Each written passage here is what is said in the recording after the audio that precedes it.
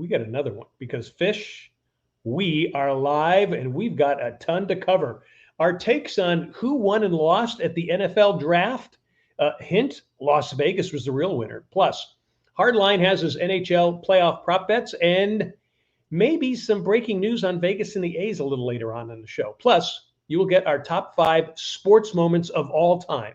And our special guest is one of the world's nicest guys, former major leaguer and Yankee broadcaster Ken Singleton. He will hit us up on early in the baseball season, future changes in the game of baseball, some NFL draft insight. That's right. He's got some pretty good insight on the Ravens, and also his upcoming celebrity golf event that you need to take a look at.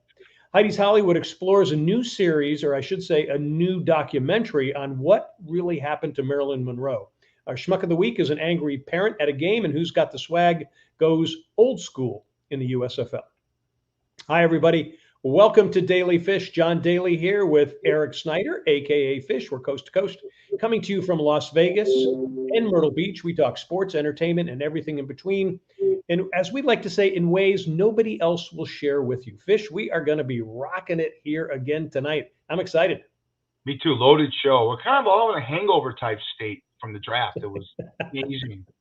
Amazing. More than 500,000 people convened to see Hardline and Fish, and we did the best we could to accommodate everybody. And that's why they're all happy. That's why they're all happy. Hey, folks, you got questions or comments? Drop it in the chat box, or if you are not watching us live, email us at dailyfish1, the number 1, at gmail.com. That's dailyfish1 at gmail.com. All right, it's time for the daily grind. First, Las Vegas was the clear winner at the NFL draft, and so were the workers that make Vegas happen. Fish, give us the economic boom and also some big tips.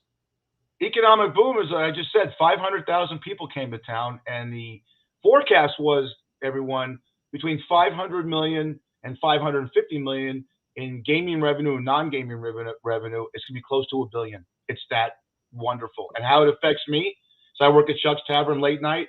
Every night I work Wednesday, Thursday, Friday, and Saturday late night.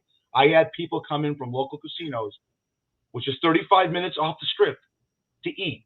Hardline was there a couple nights. You saw people in the bar. They came in to eat, staying at local casinos because they're here for the draft. Great tips. I won't mention names, but maybe a guy who was a commissioner in the NFL walked into Joe's Stonecrab, and I know waiters and I know our servers and bartenders all throughout town. I've been here so long.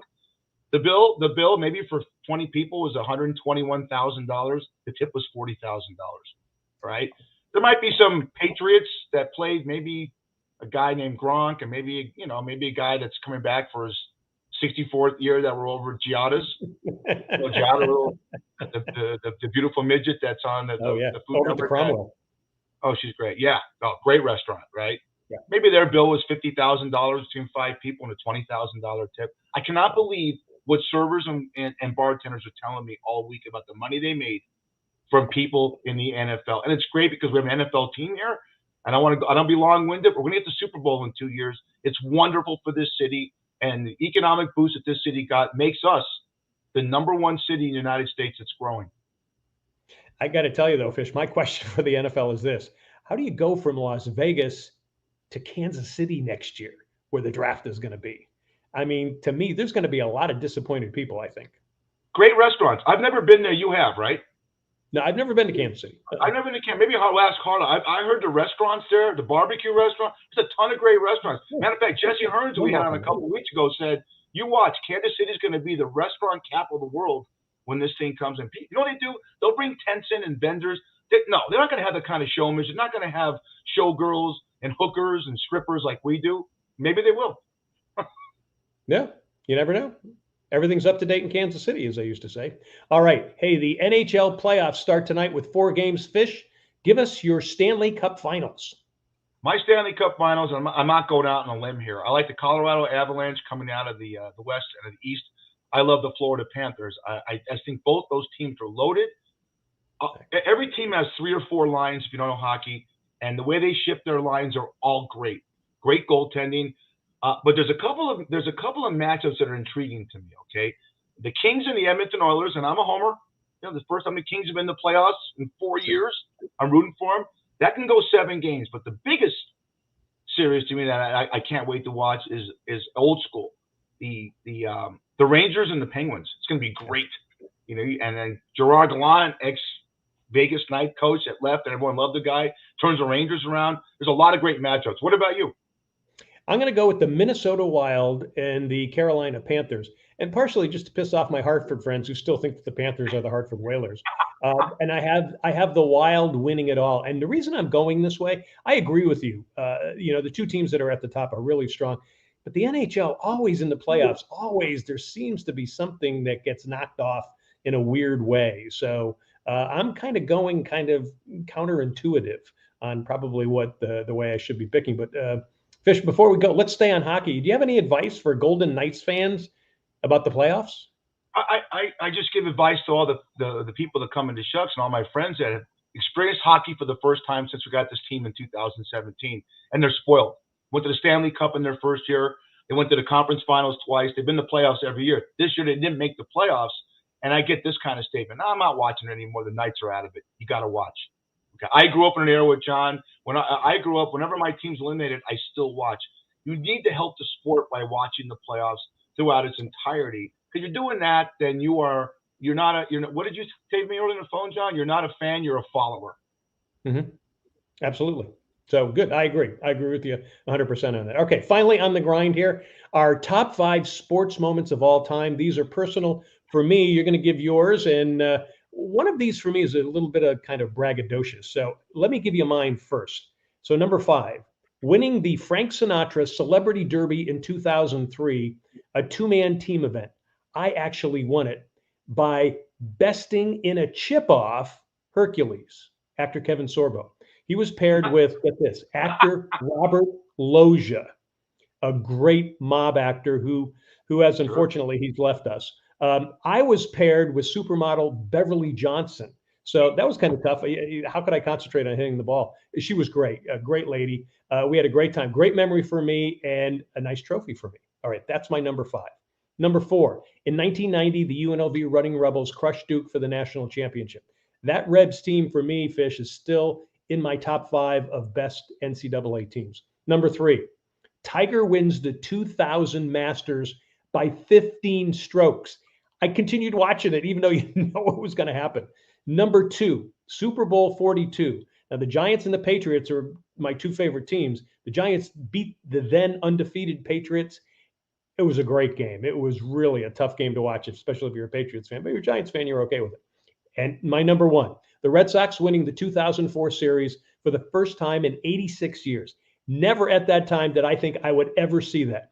Now, I've seen 3 more, but not this year. Fish, go for it. Give me yours. Well, I got the top of my head. You're talking about Beverly Johnson. You couldn't hit your balls or hit your ball. I trust me, you were hitting your balls. But I don't want to go there. It's a great list. Mine is just moments. Okay. Well, baseball. Quarter century ago, Cal Ripken Jr. Broke a record, 2,130 games by Lou Gehrig in '95. What was it, John? 2,632 consecutive games. It's insane. I don't think that's something we'll ever see again. Okay. Number 4. I got a chance to watch Bo Jackson from 1987 to 90 play 2 sports and make the All-Star game and the Pro Bowl. It was insane. I was living in L.A. and he played in L.A. Kansas City Royals. He did 25, 30 home runs. And then go to the Raiders. He ran for 1,000 yards in 8 games 3 years in a row, and injuries took him away. 3, Secretariat. Won the Triple Crown in 1973 and blew out all the competition in the Belmont, Preakness, and Kentucky Derby by 50 lengths, okay? The great thing about Secretariat is souls, meaning his stud career was prophetic. I'm going to read here. This is his kids. General Assembly, winner of the 1979 Travers Stakes. Lady's Secret, 86 Horse of the Year. Risen Star, 1988 Preakness and Belmont Stakes winner. Okay. Jay Moore, great famous comedian, said in 2015 Sports Illustrated in their top 100 athletes, Secretariat was named 7. He goes, it's a goddamn horse. Okay, number 2, Wilt Chamberlain. Not because of his great basketball prowess. He says he slept with 20,000 women. Did you ever read that book? 20,000. That's 10,000 more than Daly. That's 2.3 women a day. Seriously, 20,000 women? Oh my God, it's insane. And number 1, baby, this is my greatest sports moment all the time. I got a video. 5 seconds left in the game. Do you believe in miracles? Yes!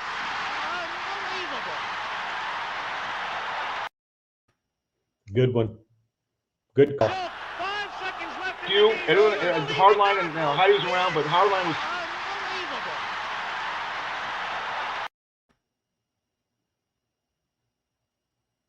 favorite sport moment. I agree. Hey, we're going to get a Ruzioni on the show too. Mike Ruzioni, who was on that team. He was the captain of that team, and he wants to come on the show. So we're going to get him on at some point. We're trying to get him on before the Olympics, so that's a good one. Good stuff, Fish. Good stuff. Hey, folks, tell us your top 5 sports moments. You can do it on Facebook or on our YouTube pages, and that is the Daily Grind. Folks, love having you here. Daly Fish is usually live on Facebook at daily.fish.5 on Mondays at 6 p.m. Eastern and 3 p.m. Pacific. But just for tonight, we're started at 7:30 Eastern. Don't worry, we'll be back at 6 o'clock next week. Watch us also on Facebook at Myrtle Beach Golf Channel and Myrtle Beach Grand Strand Life. Check out Daly Fish on YouTube and Wingding TV, and you can listen to us on Spotify, Apple, iHeart, Stitcher, and Amazon as well. All right, time now for the Daily Fish Hardlines. John Hardison has the podcast, The Cost of Winning, focusing on fantasy sports and sports betting. Hardline, welcome back, buddy. Hey, guys. How you doing? Thanks for having me. Hey, we are doing good. Hey, buddy, you nailed your prop bets for the NFL draft. Talk about these, the over and unders on quarterbacks taken in the first round, wide receivers in the first round, and how many Georgia defensive players taken in the first round. You got to run through them because I'm watching the draft. I'm going like, ding, ding, Hardline does it again. Talk about it. Yeah, especially with the quarterbacks, we had this conversation before. I think it was just such a defensive-heavy draft, offensive lineman draft, that there wasn't any quarterback that I really saw that was a stud, even though we heard on different networks certain players like Malik Willis, Kenny Pickett being hyped up. I didn't see them as first-round material. I didn't see them as quarterbacks that were going to revolutionize different franchises. But I do see guys that are going to be solid, maybe filler guys, solid backup guys, role players for a very long time, especially in Malik Willis. Kind of surprised a little bit in the Kenny Pickett pick, but it does make sense because of where he fell in terms of Pittsburgh, homegrown guy, went to high school there, went to college there. So it's a great story for them to sell. With Georgia, Fish and I had this conversation. Fish really thought Alabama was going to be that school that took over this year. And I mean, those dogs came. 5 defensive players taken in the first round. And it's insane just to think of the first 3 picks were all defensive players. Normally if it's a quarterback that you think people move up to grab that guy, and just even with the wide receivers, kudos to, and I give them a lot of credit in this draft. And I spoke off camera with Fish, the Detroit Lions, for trading up to get Jamison Williams. What a pick at 12. They got their guy at 2, and then they went in and addressed other needs at 12. And then they kind of filled in that back spot as well. So there are a lot of great teams there are a lot of good teams that made themselves better by stockpiling draft capital and putting it to actually good use this year. Yeah. I'm talking in the bar, and it's like you hit it. 5 Georgia, 1 quarterback when you said take the under. But, talk about some of the other prop bets. Talk about what you have for me. The first time it's the first time a quarterback was taken in the first round since 1997. That's wow. Yeah. Go through some of your bullet points here. So definitely this is the first time a quarterback's only one quarterback taken in the first round since 1997. Surprisingly, there were no running backs taken in the first round. I thought that team was going to trade up and try and get a running back, maybe Kenneth Walker, and congratulations to the Seattle Seahawks for holding tight and being able to get Kenneth Walker III, who I thought was the best running back in the draft. I disagree with a lot of the analysts. I thought he was 1 instead of 2. We called it. Aiden Hutchinson didn't go first overall. There was a scramble towards the end. Jacksonville decided to go with a different player. So if you bet on that, it paid out. And 8 offensive linemen drafted in the first round.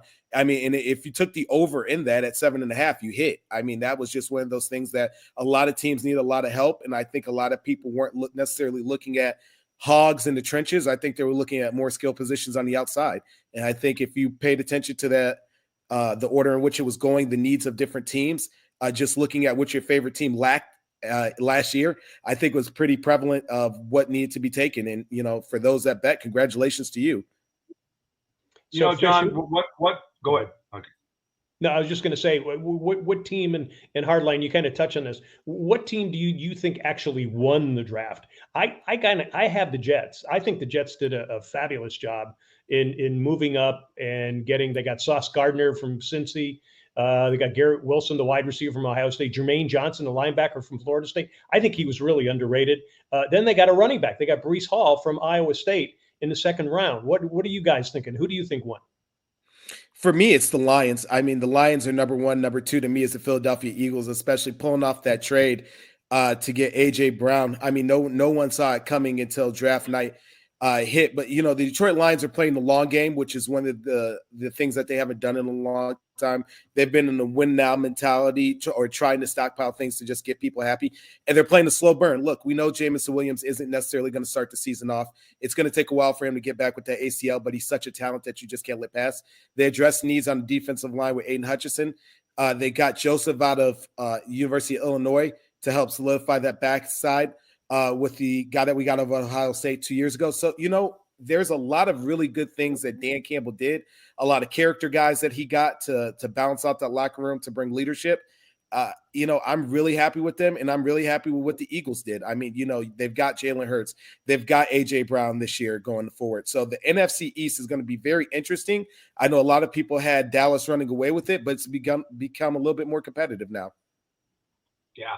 Six wide receivers taking the first 18 picks. And you go on that thing, the New York Giants getting Thibodeau and Neal.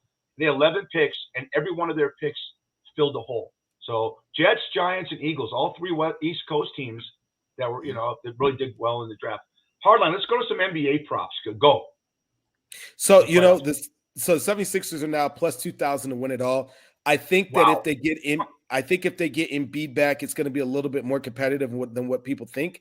I know he's got that orbital fracture, but he's a competitor. I mean, he's kind of the NBA version of a boxer. He'll get in there. He'll get in people's face. I think once they get him back, it will make it better. So now's the time to definitely bet the Sixers. There's a prop tonight for Dallas and Phoenix playing CP3 and Luka, 20-plus combined assists, and I think it's going to happen. I mean, CP3 averages 10-plus assists a game.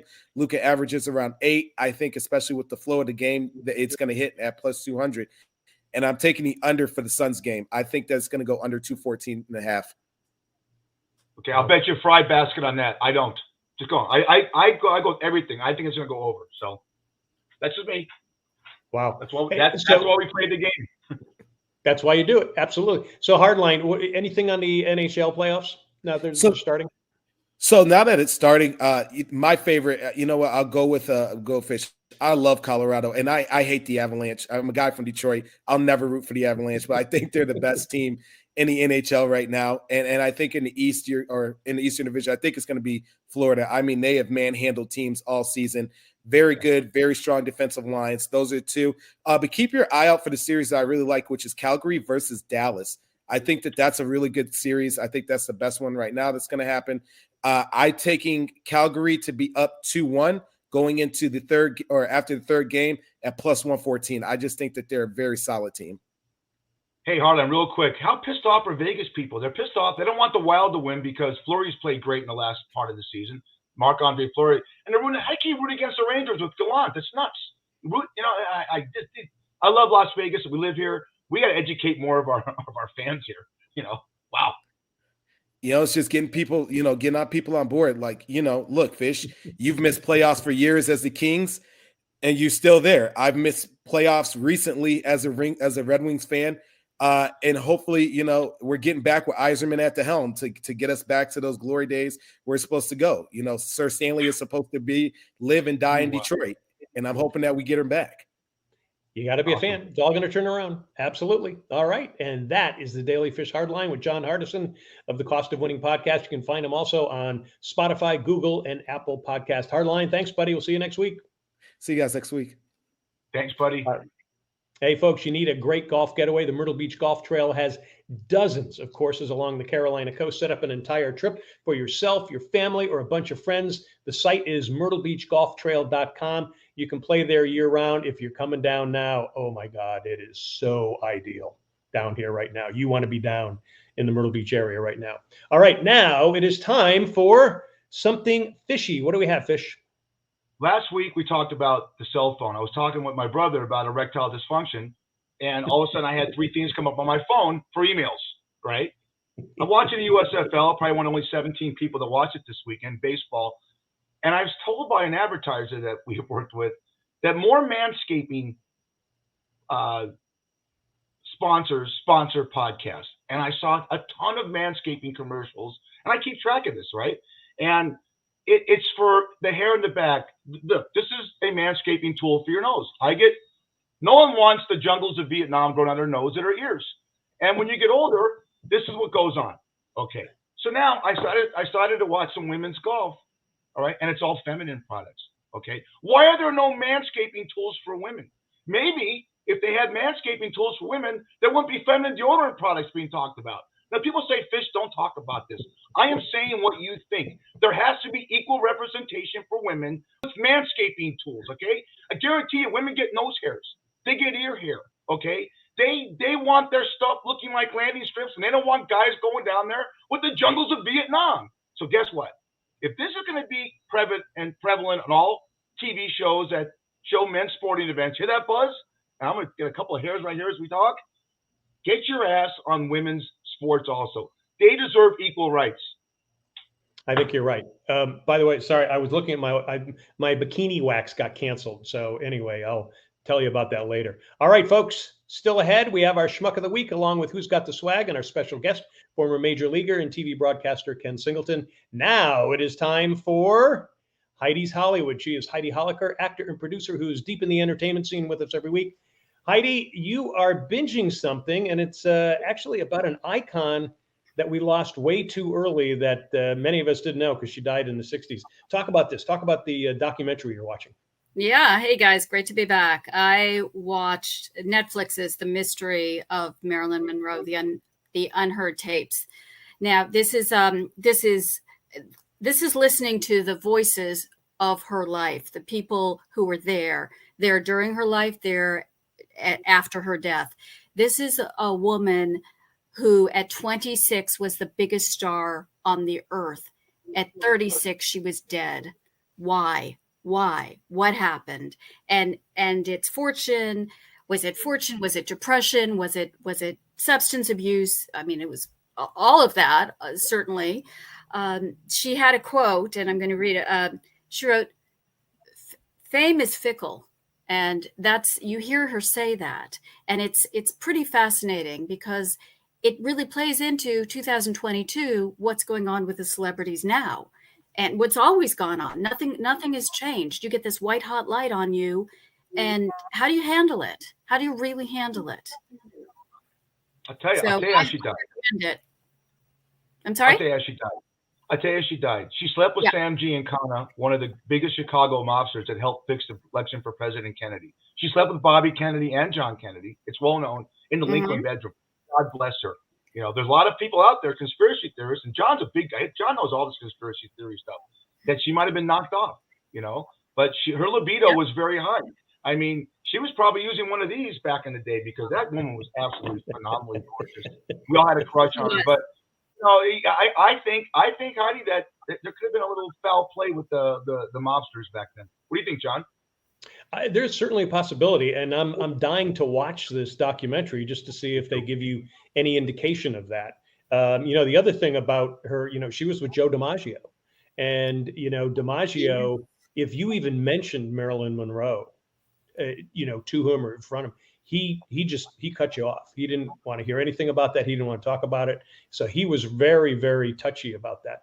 Until his death, he would go and put flower. I don't know what flower on her grave every year. The year, I believe, the anniversary of her death.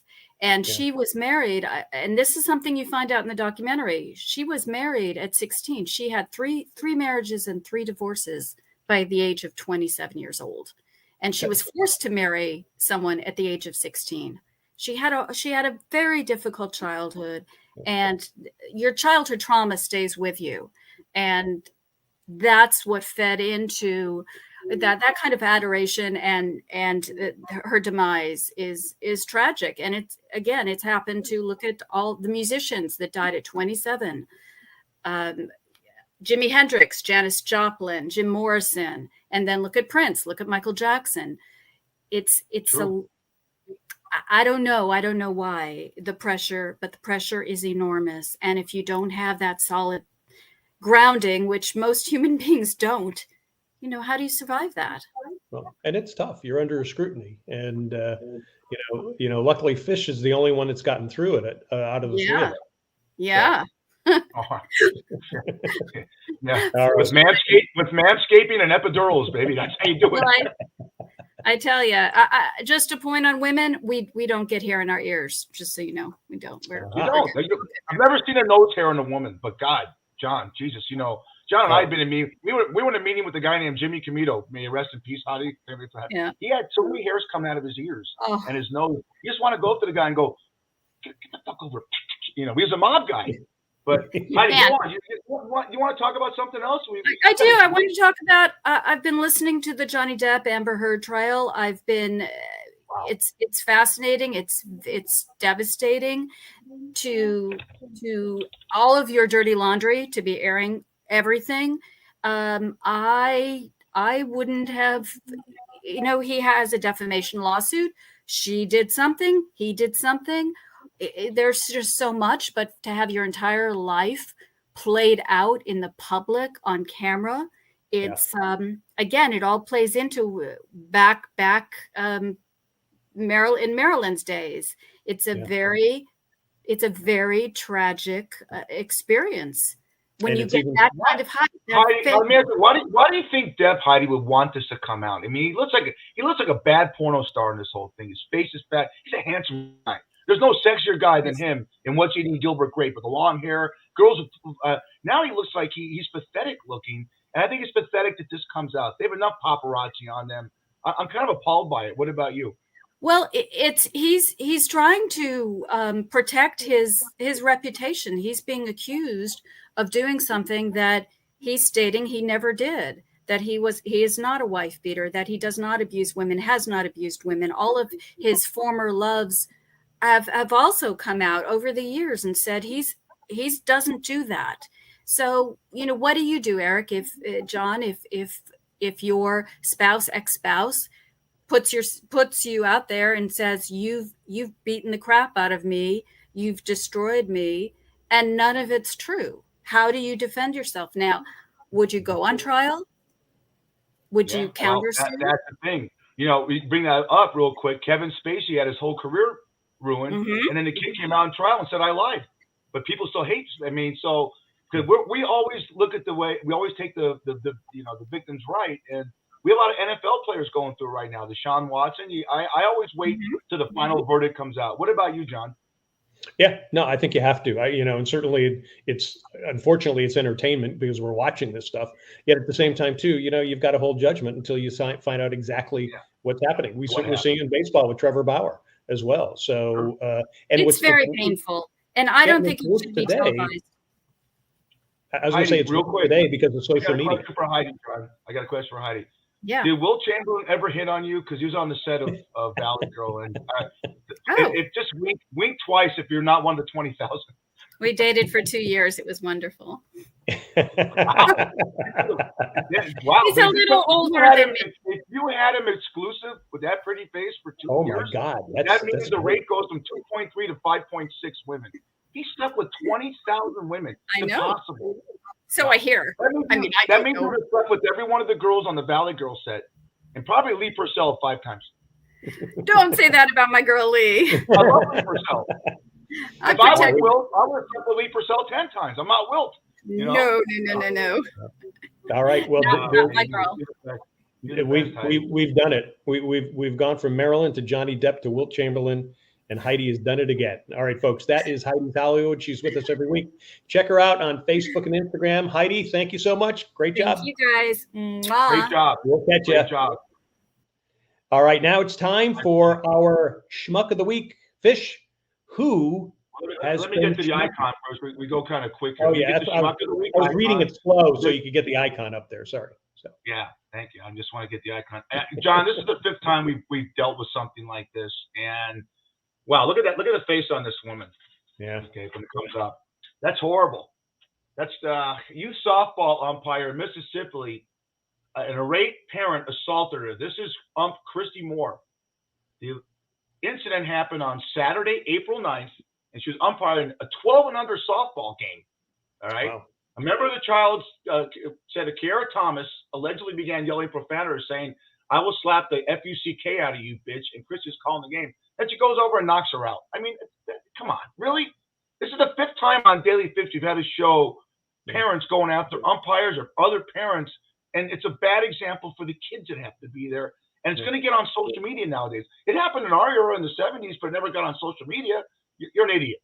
And to the parent, you have to be suspended forever. You can't be at any of your kids' games. What do you think, John? No, and they're suspended, but you should also be arrested. That's assault. And it's assault on somebody that's doing something that's being paid to do something for the public. So no, I think it's good. And we're going to keep putting that stuff up there to embarrass people. And hopefully people will also be aware of it as well. All right, cool. And that is our schmuck of the week. All right, now we go to who's got the swag. Who's got the swag? Who are we toasting this week, Fish? You and I are really on the USFL because it goes back to the 80s and, it's spring football. But check out this guy. It's a short video. Check this out. John always talk about this. The old days. Singleton will know about this. Good, I love it. He's smoking at practice? He got loads of attention after a video appeared to show him with a cigarette in his mouth during practice. He plays for the Houston Gamblers of the USFL, and he tweeted about the issue and said, like the old school ballers in the 60s and 70s, they were the toughest, meanest son of a bitch on the field, and dragging a whole cigarette. You can buy these from Spencer's in your local mall. We go back to watching Don Coryell, Tommy Prothero, and Kenny Stabler smoking on the sidelines. This guy's smoking at practice. When we get Singleton on him, there's a guy, Jimmy Leland, that used to manage for the Pirates, with a cigarette in his hand. Bobby Valentine, the cigarette in his hand, was great. Yeah. So now, hey, if you need to smoke that bad, smoke it. Carl Yastrzemski, he used to smoke in the dugout. But at the same time, too, we don't want people smoking. So the fact that he's kind of doing kind of a, but let's make sure people know it. Ricky Williams, I know you're watching. We want you smoking. It depends what you're smoking. That's for sure. Right. But and I just hope his healthcare company doesn't see him doing that. So anyway, all right, that is our who's got the swag and our drink of the week. Who are we going to? Well, I know who we're going to toast. But what is our drink of the week and what are we sipping? Okay, this is we both got our thing. This is Charles Woodson's. Charles Woodson's now in the whiskey business. Raider Hall of Famer, Green Bay Packers. This is his bourbon. 90 proof. It's phenomenal. We're going to do a toast to Kenny Singleton. Come on, get in the goddamn picture. To Kenny Singleton. There you go. And to all hard lines, great picks. He went 90% of his props. And the defense. All the defensive guys that got drafted. You always think with the quarterbacks, John, and the wide receiver, but this is a defensive draft. The hard line, Kenny Singleton, and the defense. Salute. Cool. Good stuff, Fish. All right. So our Daily Fish drink of the week is sponsored by Shucks Tavern in Vegas. Great seafood and drinks in 2 locations. Head to Shucks Tavern on North Durango on the northwest side of town, where Fish is overnight. Say Daily Fish Podcast, you get a free drink. Do it the next day, a free appetizer. That is Shucks Tavern. Check out Shucks Tavern on Facebook and leave Fish a $20,000 tip. There we go. All right. Let's bring on our man, Ken Singleton. He is a former Major League player with the Expos, Orioles, Mets, and Yankees. This is his first season after retiring from the Yankees broadcast booth. He's preparing also for his annual celebrity golf tournament coming up in a month. Kenny, welcome back to Daily Fish. Oops, can you hear us? Oh, I think you gotta unmute yourself. No audio, Kenny. Can't hear you, Ken. Actually, everybody says this is the way. I can read his lips, John. You know what he's saying? That's a wonderful manscaping instrument. We have 1,000 of those in the Yankee clubhouse. So. I think you're now there, Ken. You should be. It shows unmute. Uh-oh. Did this ever happen at a Yankee broadcast? Never. Yeah. When they stink, they did back in the 80s. All you had was Don Mattingly. I want to go back to Heidi. Heidi was great, man. That was a great insight, man. That was fantastic. You know, Kenny, Will keep trying to Chamberlain- get it, and we'll get you back in here, buddy. All right. Try and work on that. We're going to take you out and you there? Okay, All right, so look, he's got it take again. you out. If you think you got your audio, give us a thumbs up, Kenny. Okay. I think it's on his computer. He might not have the microphone plugged in there or not. So he can't hear. He can't hear. Now you can hear? We can't hear you. Yeah, we can't hear you. Yeah, he's talking about Heidi too. You think Kenny hung out with Will Chamberlain? That'd be really cool. With great stories. Yeah. Kenny was a single guy in everyone in Montreal back in the 70s. Montreal has the best looking women, besides the Valley Girls, in North America. Can you imagine that handsome guy walking around Montreal back in the day in the 70s when these tools were never even thought of? You know, Well, everyone was Vietnam down there. Kenny must have had a blast. Yes. Oh, John. We lived in the 70s. It was great. So now he's leaving us because he's like. So I think he's going to get one of his sons to possibly being able to do that. So we'll get back to him in a second. But we got a lot of things that we definitely want to chit chat with him about. So what do you want to talk about now, Fish, until we get Kenny back? I want to talk about how the USFL really screwed up. The ratings are decent, but you're finding out when Birmingham plays, they're sold out, and when the other games are there, there's 10 people. You know, the whole teams, the Pittsburgh Maulers, the Jersey Generals, they're all playing because they're trying to save money in one venue, right? So the ratings are decent. They're not bad. And the games have been terrific. This last weekend, the games were terrific. And as far as the play, last-second field goals, great quarterbacking. But again, you know, it's hard to watch a game with no fans in it. We did during COVID, but we knew that. And they remember they pumped in the fan noise? It's great. Yep. Yeah. Well, and I think they made the bet of let's just do it all down in Birmingham. And I think they were hoping people come down. I think you had to do it. Nothing against Birmingham. Birmingham's a great place. But it's not like people will go there as a tourist area, especially during the summer months or the warmer months. So I think they kind of made a bet, and it just didn't work out. But we will see. You know what, John? Let's bring in Heidi and John, and I got a question for both of them. We can expound on maybe. Is that cool? Can we get Kenny back in? I gotta go. Heidi's on the phone now. Hey, what's going on? So we're Hello? waiting. We lost Ken for a second, so I want to bring you guys in on this conversation. We were going to do a segment with Heidi about Star Treks of People Magazine. Yeah. And my thing, Hardline, if you ever read it, your wife reads it. My wife's a People Magazine addict. I don't know about Terry John's wife, but People Magazine is the #1 publication out there. Not to be long-winded. And when we were younger, the National Enquirer. People love to talk and look at celebrity. Heidi, you being one of them, and Hardline's a celebrity at Chuck's, and John on airplanes is terrific. I'm a schmuck.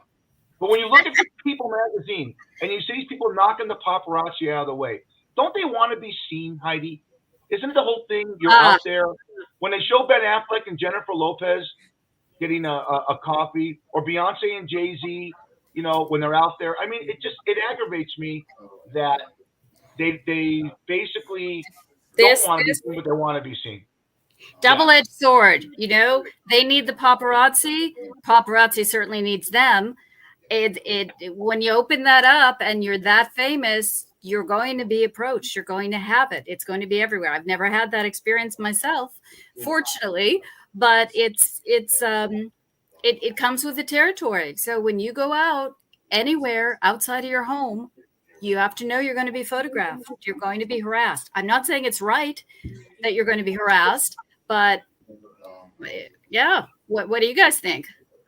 I mean, no, I mean, you're right. I mean, it's a double-edged sword, and you're right. It helps grows someone's brand. The flip side is that you're getting a lot of people nowadays that are using like telescopic lenses and you know, hacking into people's phones. And it's crossing that line at certain points where you're like, you know, I'll gladly post for a picture. I'll give you a thumbs up. You can post it, Instagram, TikTok it, whatever you want to do. But, you know, let me do this, you know, first. Like, I'll give you the perfect example of a guy I love, and he's very, very good at taking pictures, Barry Sanders. And he was actually here in Vegas over the weekend for the draft. If you see Barry Sanders, and I've ran into him a few times, if people look around the corner, he'll just say, hey, you just want to take a picture? You want to, high five, whatever you want to do. I'll sit here and do this for you if you let me get back to what I'm doing.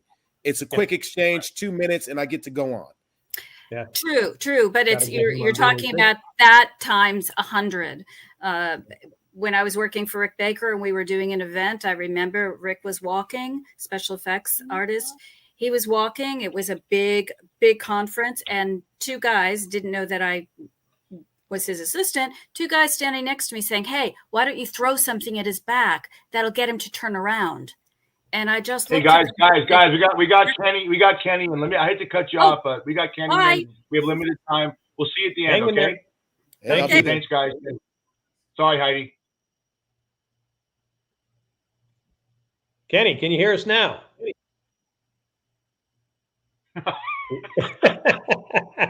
We still can't hear you. I got the best looking Charlie Chaplin I've ever seen in my life. All right, let's get him out again, and we'll get. We'll try to get him back in here. Yep. Heidi, Hey. give me your thought. Yeah. Hey, Heidi, I got a question I didn't mean to for cut you. you off like that, but I really have limited time. Yeah. I was confused, so. Hey, Heidi, did Rick do Coming to America as well? Oh, Were you yeah, with what are him you in talking Coming to about? America? The original, yes. Okay. The original and the Caucasian Jewish man in the barber shop. That's of course Eddie Murphy, and that was based on Rick Baker's father-in-law, which is pretty Fish. cool. Wait, what do you mean? Fish, can you say velvet? Wait, go back. You're profiling Caucasian Jewish man? You look black to me. There's black Jews out there. There are Nigerian Jews everywhere. I'm going to get the hate mail on this, Heidi. You're a beautiful woman. I retract what Heidi Holliker just said, okay? There are black Jews out there. Look at Hardison. The character in the barber shop who happened to be the only Caucasian in that scene was Eddie Murphy. He looked black to me. Sorry. The makeup Eddie Murphy looked black design. to me. He was a black Yiddish Jew. He would say, "What do you know about Joe Louis? God damn it, he was the best buck ever. Muhammad Ali, let's get on him, you son of a bitch." That's exactly how he sounds. But he was black. Imagine Hardison doing what I just did. That's Eddie Murphy in that film. All right. Well, far be it for me to say anything else. Let's see if Singleton's going to come in with us right now. Let me Kenny, you Handsome still there? man. Can you hear us? Kenny, talk. He's, Great. So let's leave him in there. You can do sign language while we talk. Do this, Kenny, while we talk. Kenny, say hello to Hardison and Heidi. Hey, Kenny, make believe you're coaching third base, and Heidi's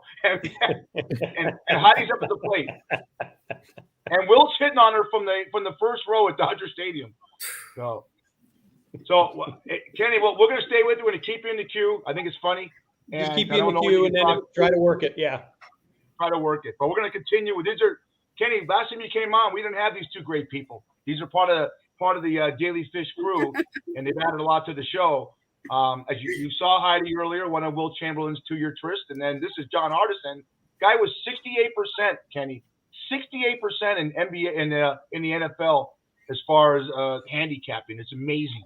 Okay, and people walk into my bar, Chuck's Tavern, and say, "Where's the good-looking guy?" And I think they're talking about Daly. I'm talking about him. Nothing about me. I'm the schmuck. So, Kenny, just do the sign language. We're going to our conversation. So, when you talk about paparazzi, Heidi, Yes.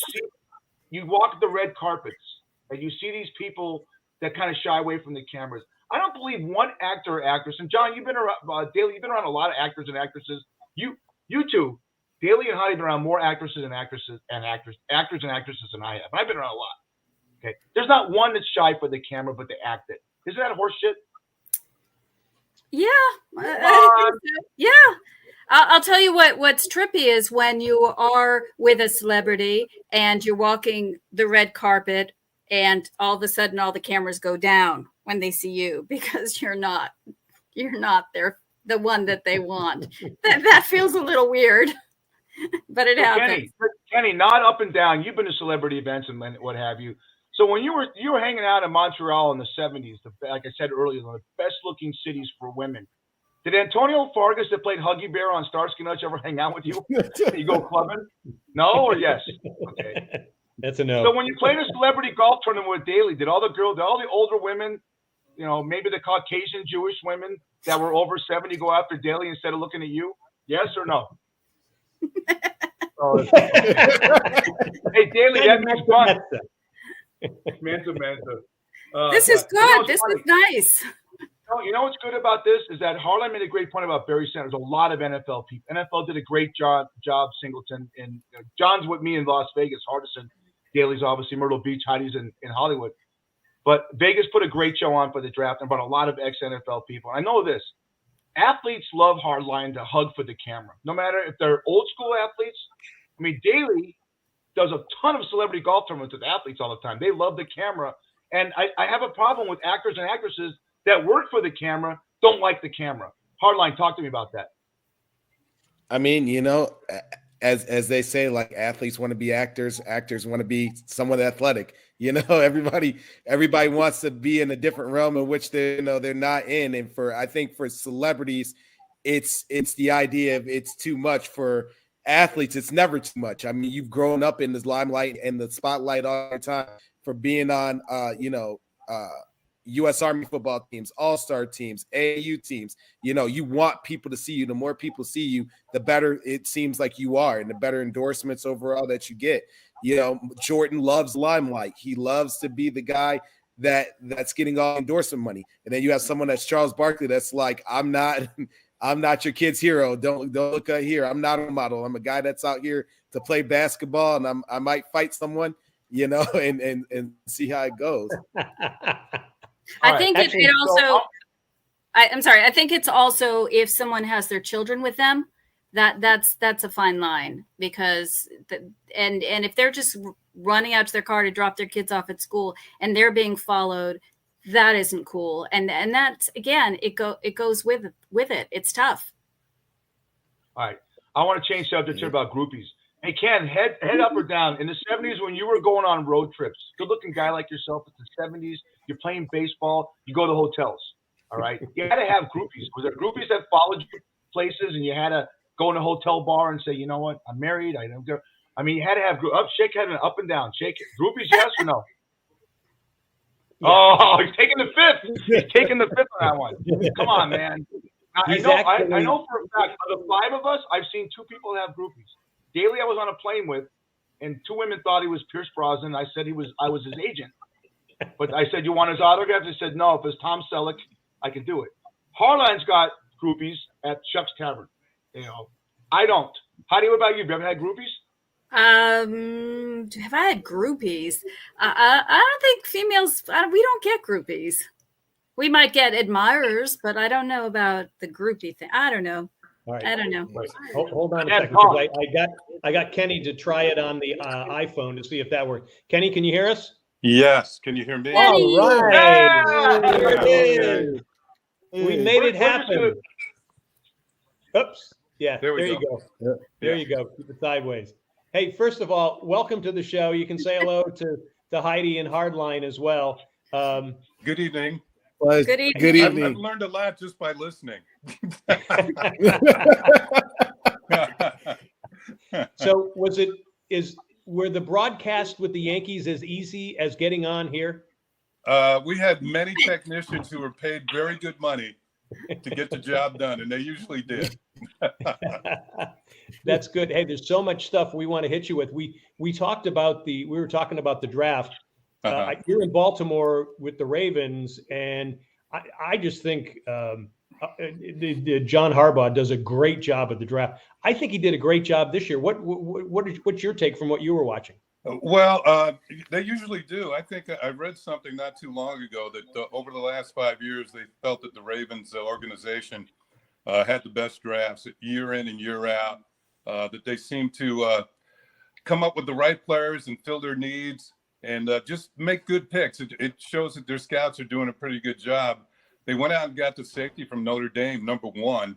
Yeah, and it's not as though he's going to play safety with the Ravens. He might be playing all over the place. So he seems to be a very adaptable player and something that the Ravens needed. And it might be able to help them save money in other areas. So we'll see what happens with them. I'm a big Ravens fan, as you know, John. living here in Maryland. We had to deal when the Colts left. We didn't have a team for a number of years, and we finally got the Ravens, and the town is really all in on them. Hey, Kenny, Go how ahead. are you? Good to see you again. Thank you. Yeah, I got a question for you. John and I, actually both Johns and I are trying to save the sport of baseball. And one of the guys you played in your era, Doug Flynn, I asked him flat out on the podcast, is baseball, can you salvage it? And he said no, because of the powers that be. We just saw the impasse, you know, and I think that we really need a pitch clock to help the speed of the game. Do you agree? I think you need certain things to speed up the game, but I'm not so sure that a pitch clock will eventually work. And the reason why I say that is because they use it in the minor leagues, and all these pitchers who are in the major league now is eventually going to retire. So the kids coming out of the minor leagues will be used to pitching under a clock situation, and they will work faster. There's no doubt about it. So I just think that, you know, pitchers like Kershaw and Scherzer, eventually they'll be gone in a few years. And these kids who are going to replace them from the minor leagues have been working underneath the clock. You know, and it kind of reminds me, you used to see a lot of players chewing tobacco in the major leagues years ago, and even smoking cigarettes.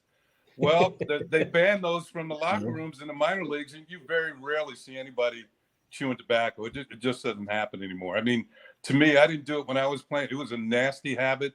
And like you said, Montreal is a good town. You don't want to go out with tobacco on your breath. Kenny, yeah, that's for sure. Kenny, we're seeing, especially Montreal. Kenny, I'm seeing some of the research says on the pitch clock that they're seeing a lot more stolen bases. Are you seeing that? And if so, would that change the game a lot more? Would that be better for the game? Yeah, I think it would be. I think what you're seeing too, it's supposedly one of the rules they're going to bring in, and I don't necessarily agree with this, but supposedly a pitcher can only throw over the first base twice. Yeah. And if he doesn't pick the runner off on the third one, it's a balk, and the runner gets to go to second anyway. I don't know if this is going to speed up games. It might lead to more stolen bases. That's what I think will happen, and more action. I think they're trying to get more action. There's just been too many swing and misses the last few years. Strikeout totals have gone through the roofs. And to me, if you get sort of like a borderline fan go out to a ballpark and all he's watching is players strike out, I don't think that's going to make them come back again. Kenny, how do we get more kids that are in low-income neighborhoods to get involved in this sport? When we were all younger, Little League was the greatest thing there is, and now more kids are playing soccer. Are we seeing the demise of baseball with the youth because we just can't get kids interested? It's too expensive. How do we get more kids to play? Yeah, that's a good question, because outfitting a baseball team is kind of expensive. It's become more of a suburban game as opposed to an inner city game. I mean, when you've got a basketball, you can go out and play by yourself if you want to. I mean, you don't have to necessarily be in a pickup game or anything. In baseball, you need at least how many people to play a game? Yeah, it has to be. You have to be in organized leagues to do it. And to me, one thing I'm encouraged by, the major leagues has the RBI program, trying to get baseball back into the inner cities, and I'm starting to see more black athletes being drafted in the higher rounds. Say a pitcher like Hunter Green of Cincinnati. Yep. I mean, he had a game last week where he threw 30 pitches over 100 miles an hour. And a couple of years ago, he was the #1 draft pick out of California. And he's been worth it for the Reds. They didn't know whether he was a shortstop or a pitcher at the time. They made him a pitcher, and I think that was the right move. I mean, he throws hard, but he needs experience. But I think you're going to see more of that in the future. At least I hope so. I know my grandson loves playing baseball, but he also loves playing football and basketball. So I don't know which way he's going to go at this point. Isn't 100 miles per hour, isn't that very rare? Yeah, Heidi, that's very true. Not many pitchers throw that hard, or throw that fast. Right. But you're seeing more and more pitchers throw 95 plus. And when I was playing years ago, that was like the Nolan Ryans of the league. There weren't many of them around. Most pitchers threw sinkers and sliders, and they were thrown in the low 90s. Well, now, these kids have better training. They've been they work out with weights more than we did. So it's more power hitting and power pitching, and that leads to a lot of strikeouts. So I think that it doesn't seem like it would be fun to be a hitter nowadays with all these pitchers throwing so hard. Yeah. But that's what you're going to get. You kind of get attuned to it, I guess. And you can turn it around. If a pitcher throws a ball in the middle of the plate, it doesn't matter how hard it's thrown. Major league hitters can turn it around. Yep. The faster it comes in, the faster it goes out. Oh, So yeah. Kenny, for some reason, we're running out of time here. I don't know why, but I want to ask you about. I want to ask you about the Ken Singleton Celebrity Golf Classic that's coming up in early June. Fill us in. Yeah, this is going to be, I think, the 13th year we're doing it, John, and you've been a big part of it in the past, and we certainly appreciate your help over the years. Of course, we help kids who are dealing with cancer and their families. All the services that the Cool Kids provide for the families and the kids are free, like tutoring. When kids are getting their treatment, a lot of times they miss a lot of school. And so we bring in teachers and student teachers, and they tutor them right at the Cool Kids Clubhouse in Towson, Maryland, which is not too far away from where I live. And they do a good job. We also have newsletters that go out to the kids in hospitals. We have gift baskets. The golf tournament raises money, and we have several tournaments around the country. So it's been going pretty good. It's been a lot of fun watching the smiles on the kids when they go to Christmas parties or Halloween parties, and just their families. And they have we have nights for the parents where they can go out and we'll babysit the kids at the clubhouse, and it's just it kind of warms my heart because both my parents passed away from cancer. So, but they live long lives. When you see kids dealing with this cancer issue, it really tugs at your heart. So I'm glad that I've been a part of it for so long, along with Chris Federico. Of course, Rob Belanger was there when I first started, and unfortunately, Rob has passed away from cancer too. His dad was a teammate of mine, the great Mark Belanger, tremendous fielding shortstop. And he died from cancer as well, but he was a heavy smoker, and I remember trying to convince him many times to, quit smoking. He couldn't do it. Wow. So Kenny, the best place to go is coolkidscampaign.org. Yes. They can find tournament. Can people still come and play in the tournament coming up in June 2nd to 4th? Yeah, it's the 4th through the 6th, and we're just kind of sold out again, which is a good thing. But people can go online, coolkidscampaign.org, and they can contribute to Cool Kids. They can make their donations to Cool Kids even without playing in the tournament. And John, you've seen what we've done in the past with our pairings parties, and you've been a part of it. You've emceed it in the past, and it's gone very well. And like I said, we appreciate your help. Hopefully, anybody out there watching tonight, if they just want to make a donation to Cool Kids, it's a great cause. And anytime you can help anybody that's less fortunate than you, it's always good. Absolutely. All right, Kenny, sorry we got to kind of cut you off here. Sorry we had a little technical problem, but we're going to have you back on again because there's a lot of baseball coming up. You got that right. And you all sound great, believe me. Well, good. You do too, now that we got your mic going. Great. Okay. All right, folks, Ken Singleton, and again, the Ken Singleton Celebrity Classic coming up June 4th through the 6th in the Baltimore area in Towson. You go to coolkidscampaign.org. Kenny, thank you so much, buddy. We'll be in touch. Okay, have a good night, everybody. Bye-bye. Bye, Take Ken. care. All right. So coming up, Fish and I, and I guess Heidi and Hardison, we're going to wrap up and talk about next week. But I want to tell you about Hope for the Warriors. They have a big celebrity golf event coming up as well, August 27th, 29th. It's in Wallace, North Carolina. Go take a look at that. It's hopeforthewarriors.org. Fish and I, hopefully, going to be there. Just want to tell everybody, thanks for being with us. Remember, Daly Fish is live from Vegas and Myrtle Beach on Mondays at 6 p.m. Eastern, 3 p.m. Pacific. And we will be at 6 p.m. next week. We're also on Facebook at daily.fish.5, plus the Myrtle Beach Golf Channel and Myrtle Beach Grand Strand Life. You can catch us on YouTube and Wingding TV. Listen to us on Spotify, Apple, iHeart, Stitcher, and Amazon. Write to us at dailyfish1 at gmail.com. All right. Hey, guys, next week we got singer, writer Michael Shapiro. Singer-songwriter Michael Shapiro, headliner in Vegas. He's coming back with us. I've known him for 25 years. He's finally hardline. He got a residency here at the Sahara, which is huge. And he has a band called Reckless in Las Vegas, and he takes songs from the 60s and 70s that are crooner songs, and he makes them into rock and roll songs. It's fantastic. June 30th, I've got a pit pass for Hardline and his wife and me and my wife. Hardline, you're going to love the music he plays from James Brown. He does a whole thing, a history of Las Vegas. It's fantastic. Cool. That sounds amazing.